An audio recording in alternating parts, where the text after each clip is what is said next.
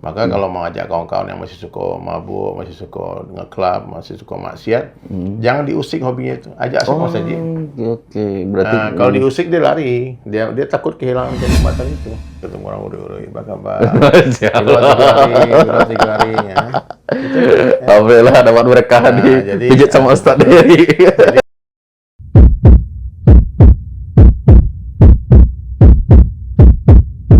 Assalamualaikum warahmatullahi wabarakatuh. Alhamdulillah hari ini kita mendapatkan info baik dari Maha Guru kita, dari Ustadz kondang kita, dari Ustadz yang sekarang ini menjadi patron bagi orang-orang anak muda yang masih berkegiatan di seni tapi ingin mendalami ilmu agama.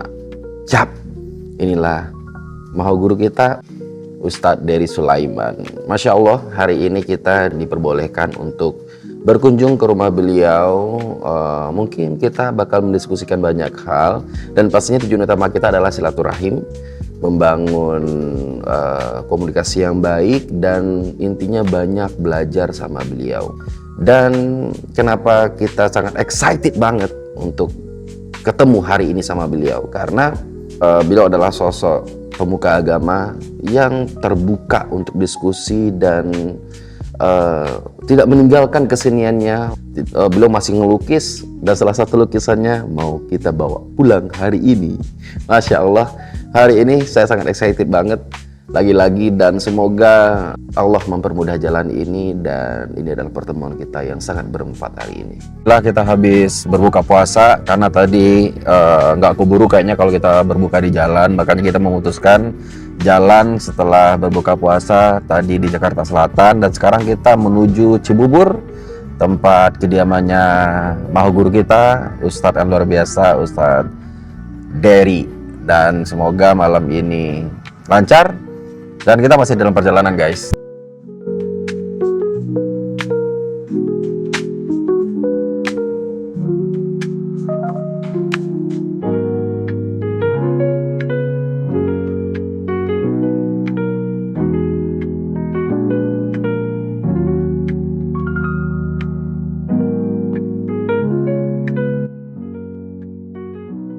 Alhamdulillah malam ini akhirnya kita bisa bertemu dengan Maha Guru kita, Ustadz Dery Sulaiman. Masya Allah, terima kasih Ustadz. Kebetulan alhamdulillah Allah ngasih jalan untuk bisa berkunjung ke tempat beliau yang luar biasa ini, tempat yang selama ini kita nonton di YouTube beliau, konten-konten soal agama, dan kita dari Unlimited Voice juga sambil belajar agama.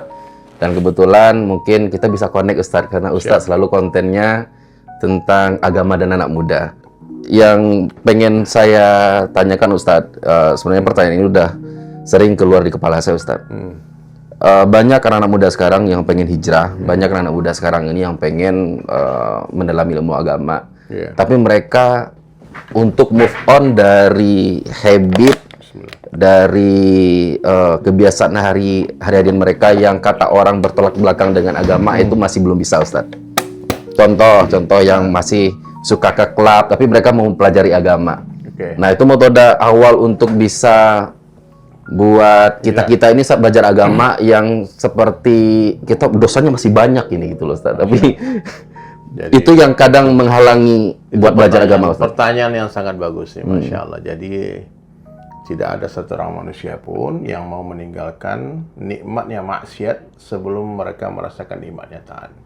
Maka Rasulullah SAW itu kalau berdakwah tidak pernah beliau merampas kesenangan sahabat. Jadi apa yang Nabi lakukan itu pelan-pelan mengganti kesenangan sahabat dengan sesuatu yang lebih nikmat. Jadi Nabi tidak bicarakan, ini jangan kamu syirik, tidak. Tapi Nabi bicara tauhid. Tauhid datang, kesyirikan hilang.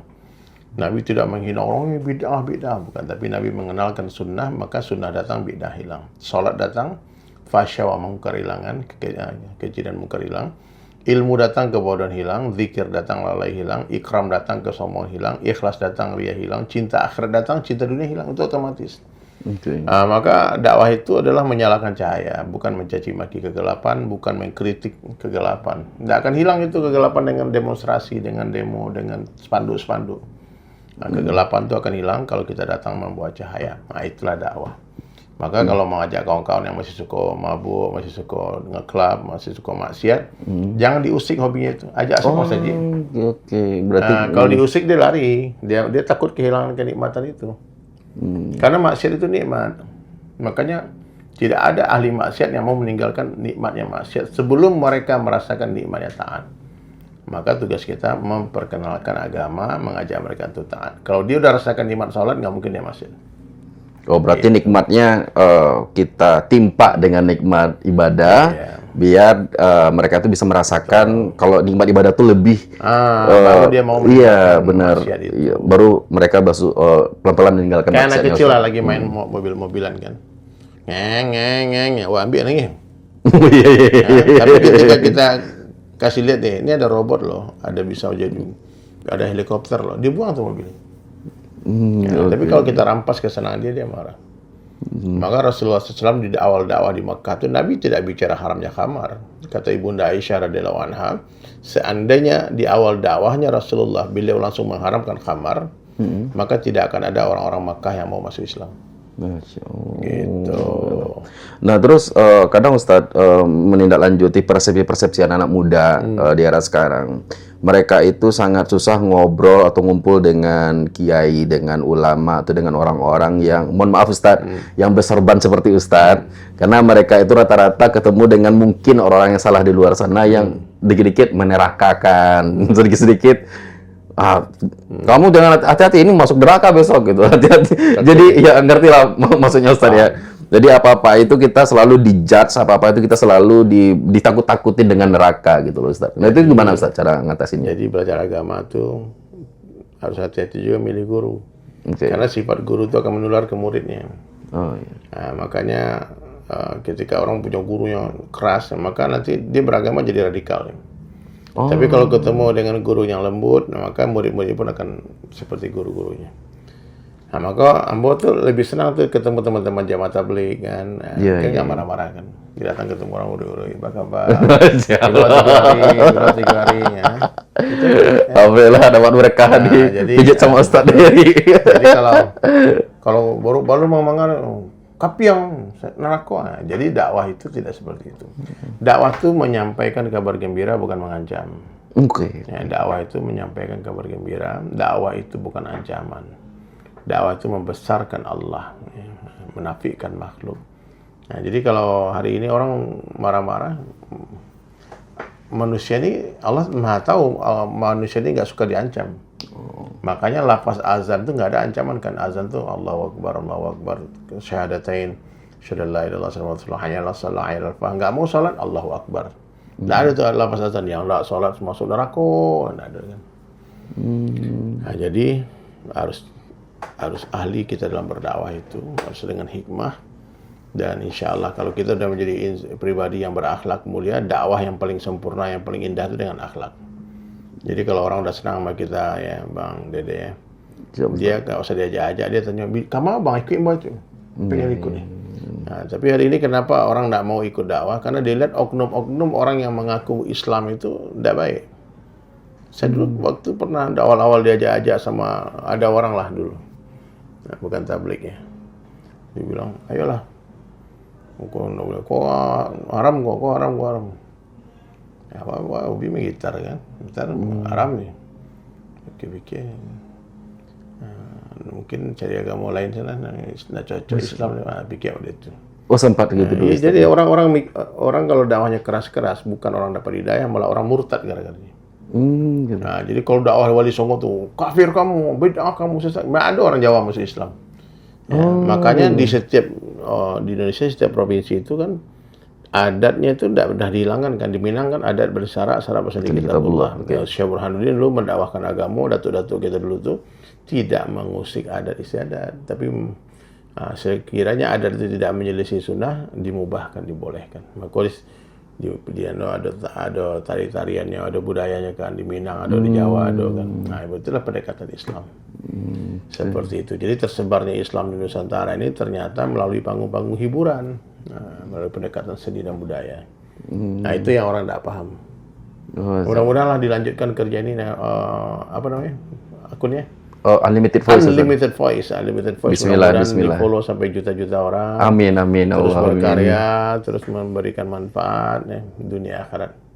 Amin, amin, ya Allah, amin, ya Allah, Mantap. amin, ya Allah. Apa nama channelnya? Unlimited voice. Ada YouTube. Udah ada YouTube, YouTube Ustaz. ada, TikTok ada, YouTube Tuh ada, ada. Instagram ada. Oh, iya, dipromoin sama Ustaz. Alhamdulillah, mudah-mudahan berkah ini Ustaz kita, Ustaz. Ustaz, pertanyaan terakhir Ustaz. Apa tuh? Kita kan sama tahu Ustaz dulu ngeband. Ustaz pemain gitar gitu kan, dan bandnya pun genrenya rock ya Ustaz ya. Ya metal. Titik balik seorang anak band metal yang ya kita sama-sama tahu lingkungannya seperti apa ya Ustaz ya.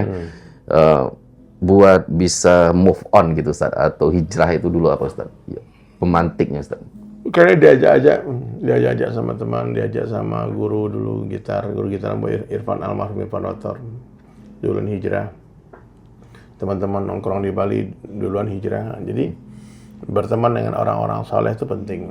Kayak kata Nabi, berteman dengan penjual minyak wangi kau dapat wanginya, berteman dengan pandai besi kau dapat asapnya. Karena sahabatmu syafaatmu itu benar. Tulis tuh di kolom komentar, sahabatmu syafaatmu. Oke. Anjing namanya Kitmir ya, anjing Ashabul Kahfi ikut-ikutan dengan 7 orang pemuda soleh, Allah masukkannya ke surga. Jadi ambo berkeyakinan awak kan bukan anjing. Iya, Kita Ustaz. kan manusia kan. Kalau kita ikut ulama, insya Allah selamat dunia akhirat. Amin, amin, amin ya Allah, amin ya Allah. Sekarang bukan zamannya nongkrong-nongkrong di pinggir jalan. Sekarang zamannya duduk bareng ulama salawatan. Memuji Nabi Muhammad yang mulia. Jangan lupa follow Dedi Sulaiman. Amin. Terima kasih Ustaz, terima kasih teman-teman semuanya. Semoga pertemuan kita ini berkah. Amin. Dan teman-teman mendapatkan syafaatnya. Saya juga sambil belajar, dan semoga di kolom komentar juga banyak pertanyaan nanti Ustaz. Kalau ada pertanyaan nanti Amin ya Rabb. kita jawab bersama ya Ustaz ya. Saya akan Insyaallah. share ke Ustaz. Terima kasih. Assalamualaikum warahmatullahi wabarakatuh. Malam ini kita sudah selesai dengan Ustadz Dery Sulaiman, dan sekarang saya juga masih di Cibubur di kawasan rumah beliau. Kita ngopi dulu karena jujur saya cukup excited dan cukup gugup karena pertama kali dalam hidup saya menginterview atau mewawancarai seorang ulama, dan kebetulan ulama ini juga salah satu ulama favorit saya, yang mana cara beliau berdakwah, cara beliau menyampaikan syiar-syiar Islam itu sangat bisa kita cerna dengan baik dan sangat mudah sekali bahasanya. Dan semoga kedepannya Unlimited Voice bisa berkolaborasi dengan ulama-ulama lainnya. Dan bagi teman-teman yang mungkin ada requestan ulama mana yang bakalan kita kunjungi, silahkan tulis di kolom komentar atau DM kita, dan insya Allah kita bakal kunjungi ulama-ulama yang mungkin bisa memberikan pencerahan ke kita semua dan bisa connect kepada anak-anak muda untuk bisa pelan-pelan gitu belajar soal agama Islam, belajar soal kebaikan. Dan kata Ustadz Dery, gak usah dulu deh ninggalin kebiasaan-kebiasaan yang lama, belajar dulu pelan-pelan. Sip, semoga kita semuanya bisa mendapat kebaikan dari perjalanan hari ini. Terima kasih. Assalamualaikum warahmatullahi wabarakatuh.